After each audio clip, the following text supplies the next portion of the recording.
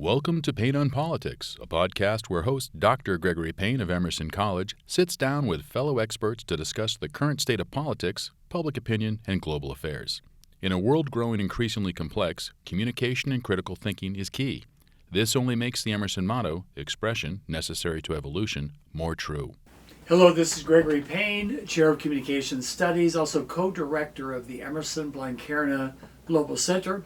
I'm here for Payne on Politics with someone who's made a global sweep from the West Coast to the East Coast for one thing, that would be hashtag Esports. Welcome, Andrew Geiger, Payne on Politics. Thank you, Dr. Payne. Pleasure to be here. Now, Andrew, as you know, you are one reason why we've continued to expand this esports program. From your perspective, you've been a student in the undergraduate program, the first one to graduate with an esports track. You've also been one of the first master students with an emphasis on esports. What was it about Emerson that brought you across the tundra to Boston, which is much colder than Huntington Beach? Well, it's a long story, and there's a lot goes into the decision-making process to choose Emerson. But one of the main reasons was Emerson was one of the first academic institutions to start an esports program academically. Now, there have been other programs before with other colleges where they create a little club or create teams for esports players to play and compete and represent the school, but there wasn't really a foundation yet for students who are looking to educate themselves on the industry of esports and prepare themselves for a career path within the esports industry. So esports at Emerson was one of the founding things and one of the main reasons why I chose it. And the other reason was Emerson in general has a very practical based applications in terms of learning. I've done a lot of different college stuff before, and I wasn't really interested in just sitting into lectures and taking notes and taking a test and then forget it, a week later. I was interested in getting hands-on experience in terms of working on projects, reports, things like that. And so I think Emerson was like the perfect fit for me. So when you look back at that esports, of course, as one of the aspects that you and I are working on is expanding it, talking to industry leaders like Lee Stacy. What is it that you've learned so far in esports in terms of, say, SportsCom and esports at Emerson? Well, one of the founding things that resonated with me was when Dr. Charles Steinberg, one of the founders of the SportsCom program and the face of it, he said, with the sports communication program, we don't teach the students how to play the sports, but rather all the industry occupations that surround the sports industry. And so the same parallel applies for esports as well. And that really made a lot of sense with me, and it clicked in terms of like training these students to be the next casters, the next publicists, the next media directors. Any occupation under the sun that involves esports or sports in general for SportsCom is what made Emerson that great. And so one of the things I've learned going on for esports is this multidisciplinary field where there's things like production, public relations, marketing, special event planning. All these things and different skills are applicable, and I think developing a more interdisciplinary program would be wonderful for esports academically here. Well, last night I spoke to the class. You're teaching a course now, which is great, the intro. And when I looked at that, Andrew, one thing that is quite different, we talk a lot about different schools and we talk about collaboration, breaking down silos. You've got one of the most diverse classes that I've seen at Emerson. You've got people from VMA, almost every department. What would you say is special about that particular group? I think I would agree their diversity is a very strong suit. A lot of people are able to bring varying perspectives, not only from what their terms of study is, but also their just general backgrounds can also apply to this multicultural aspect of what esports is. Because at the end of the day, because of the internet, esports has become this global phenomenon where you could potentially connect and play with people all across the globe who you had no business or intention of interacting with in general, and forcing them together to cooperate. And so on a smaller scale, you could say that about the class, where there's different people with different backgrounds, different specialities, and I think offering their different and hearing their perspectives is really engaging and strengthens what a diverse perspective is on sports or esports. Well, Andrew, when you were first here, one thing that I asked you was, let's look at esports as soft power, something that Dr. Steinberg, Lee Stacy, and others talk about. And part of what we do, as you know, is we host these global summits. You've been a part, you've presented down in DC. But we also talked about expanding it to Blanquerna. Now, when I talked to Enrique and Josep and Georgia, they basically said we don't really have a lot of esports interest in Blanquerna. But what we decided was maybe we should go ahead and do it. So you went over. Can you tell us a little bit about when you sort of previewed and tried to basically see, is there an interest in Blanquerna? And what type of interest did you see? Sure. I mean, when you pitched this idea to me at first, I was too apprehensive because I wasn't aware of, when I first visited Barcelona, that there was no established esports group or club, anything like that. So getting people together for a more formal of a tournament seemed like a tall order. But nonetheless, you pushed me to do this, and I was able to work with a company in Barcelona who was able to acquire hardware for this esports This was tournament. Raul, a former student who was at Rosarito, just like you. Yes, Raul was extremely helpful and accommodating and helping to make this happen, and without him, this wouldn't have happened.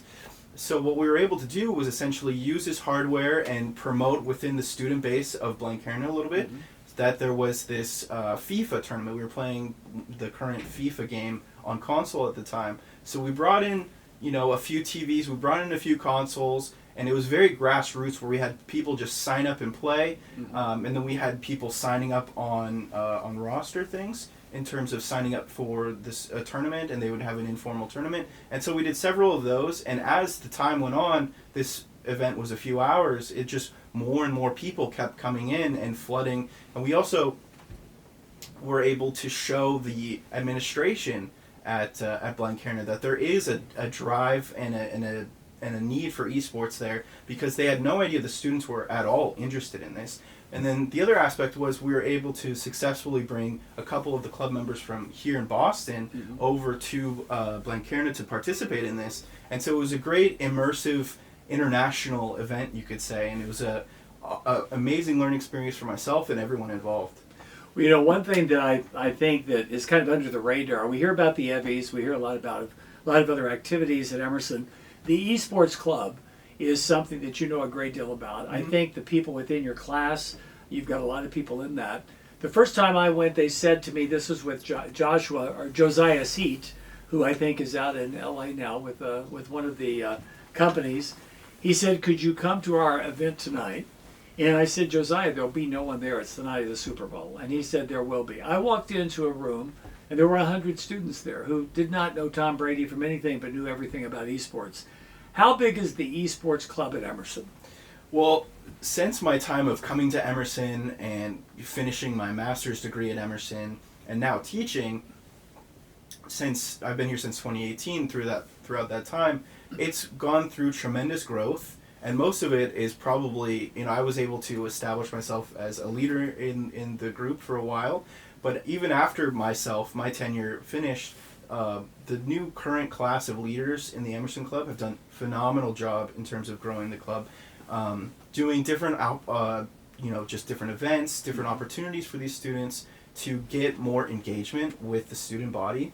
And I think they've done a great job in, just turning what would be a casual game night into a really fun event for a lot of people to come. Because I think a lot of people were intimidated before when they hear esports. They think, oh, I'm not good enough to compete on a team like that. I just play casually. And they've been able to really bridge the gap for both fulfilling the need of the competitive people who want to compete, but also the casual people who like to play games with other people and fulfill that role in terms of being a social space and a social gathering. So they've done really well with that, and I'm super proud of what they've been able to put together. And in terms of growth, there's probably significant growth in terms of the last 4 years, even with COVID. I don't have the numbers in front of me of how many exactly there are, but they told me around 200. So it could be around something like 200. Yes. So it's really interesting to see it flourish. One thing that we're excited about, when we started the SportsCom program, Spencer and I had a lot of people saying, oh, there's no interest. Now, of course, it's a very popular program. But when we started reaching deep, we found people like Lee Stacy, who's head of Monumental down in D.C. He's been a real pioneer in getting esports into the professional area. Can you talk a little bit about your knowledge of that? I think there's some activities coming up. And you, of course, met Lee. as well as Zach Leonisis during I think it was the Global Summit at the Capitol in 2018. That's right. We're trying to take some students down for esports. What are they going to possibly experience when we go down this spring? Well, since 2018, when we last met with them, although we did meet briefly for the Global Summit this past year, they've created their own. Monumental Sports has their own gaming venue and center. It's a multi-purpose area, so they're calling it District E if you're interested in looking it up. But it's a space for not only to hold tournaments, which they've recently announced they're hosting the NBA 2K League tournament or league rather. So all through the spring and the summer, they'll be hosting and broadcasting these events. Mm-hmm. But also, it's I believe a space for other teams to come and practice, as well as viewers who want to come and watch these events. I believe they can come and be a spectator of these esports events. So it's a really interesting new area they're going into with this esports venture, and I'm really excited to see what they can put together and how it's been pulled off. I know one thing. Professor Geiger, that you have said is that you're also going to have your students involved in some activities here in Boston. Kevin Mitchell, who is someone who's taught for us, he has an upcoming event. Could you talk about that as well as the other experience they're going to have in the spring? Certainly. So Kevin Mitchell, who was one of the first esports professors here at Emerson, he has put together an event called the College Esports Expo, mm-hmm. and has built that brand into not just one event, but multi events throughout the year. And essentially what this is a conference for industry leaders in esports, and specifically in the college space, to come give and share their experience and expertise on panels and different interviews in conference-style events. So it's a great networking opportunity. It's a great opportunity for those interested and want to just learn more about the industry and the space. And it's just been really successful, and it's really cool to see this brand flourish. And I really just hope this elevates esports not only at the college level, but at all levels. Yeah, you've been very, very helpful with me because I'm, of course, trying to steer the academic piece. But you've been working with Josh Hamlin, who, of course, is, I think, the advisor for the esports team. And then we've also been working with Joshua Walks. How helpful has Joshua been? Because I can tell you from the very beginning, he says, if you're doing SportsCom, you got to do esports. Right. I sat down with him, I believe, last week or 2 weeks ago to talk about his experience and influence with Emerson College. Joshua Walks is a very interesting person because I believe he started some really interesting tech startups or software startups, and was really interested in just all things technology, and one of those things has been esports. And so he told me the same thing, where when you were founding the sports communication program, he was very adamant about pushing for esports. He was as enthusiastic as you are. Yeah, yes. And so that's really glad to see that someone at his position is a huge advocate for esports. I'm glad to have met him and worked with him. I'm hopefully trying to get him in to speak to the class to help to share his perspective with the students. But also with his role as, I believe, an advisor for the Board of Trustees or something at Emerson College. He can have a lot of influence in terms of what myself and a lot of other people at Emerson are trying to do, which is elevate and evolve the brand of what esports is at Emerson, going from just a club with a couple of teams recreationally to what would be a very parallel to a full-fledged athletics program for esports, having full funding for coaches, for an athletic director for esports, that sort of thing, to really take it to the next level. Okay, I know one area is, should esports be under the NCAA? From your perspective, what's the answer to that? So my perspective is the NCAA, because of its lasting for so long, it offers a lot of stability in terms of if you're trying to grow just basically any sport, you would do it under the NCAA. However, there are specific rules and regulations that the NCAA enforces, especially because here at Emerson we're at Division III athletics level, that are a hindrance to put it bluntly, for growing an esports program. One of the big things is scholarships. So if we were to fall under the athletics umbrella, we would be unable to offer any type of scholarship just because it's a Division III athletic activity.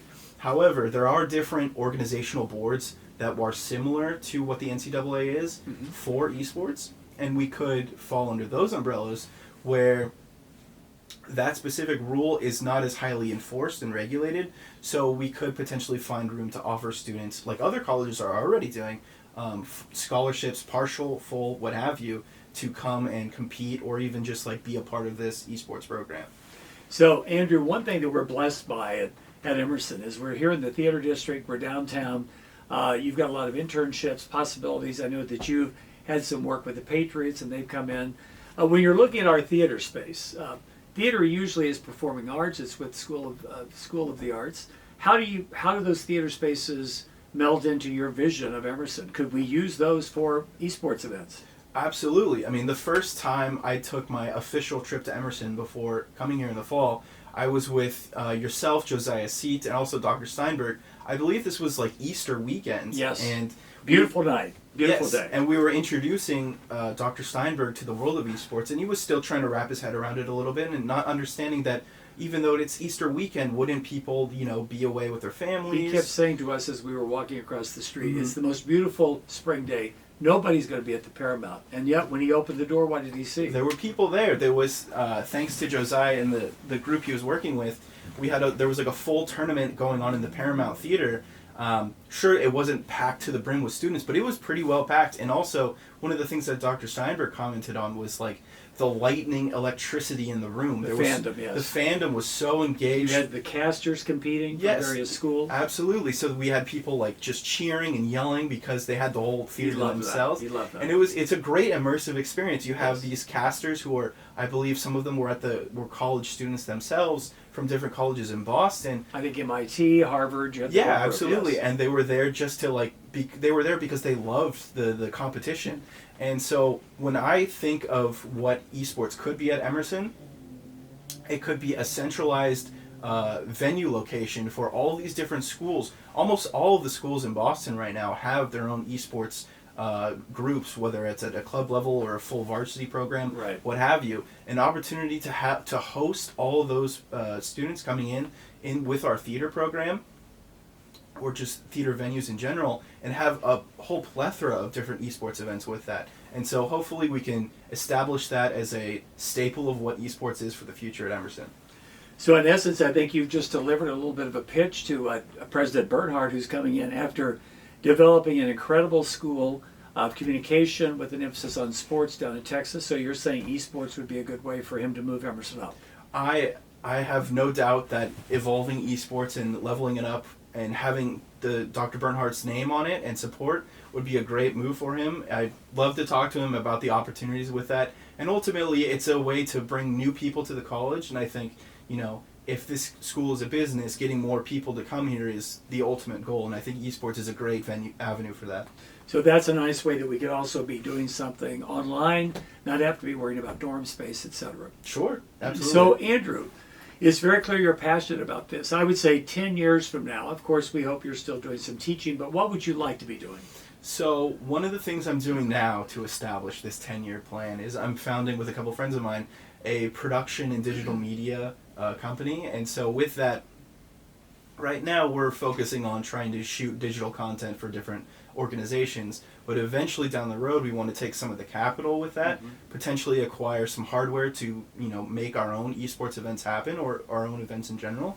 And what I'd like to see 10 years down the road is myself orchestrating these large-scale esports tournaments, operations, things of that sort. And I think right now where I am, I'm founding this company, but also trying to develop esports here at Emerson are both ways where I can help achieve that goal. Well, as I look at you, you look like you're running, to be the commissioner of esports. You're all dressed up, but I also see a pin on your lapel. That's right. And that's the traditional legacy pin.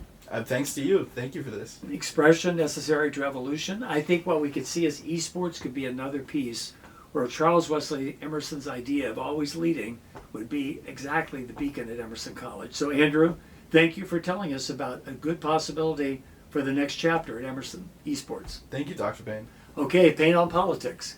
We'll see you next week with another exciting guest.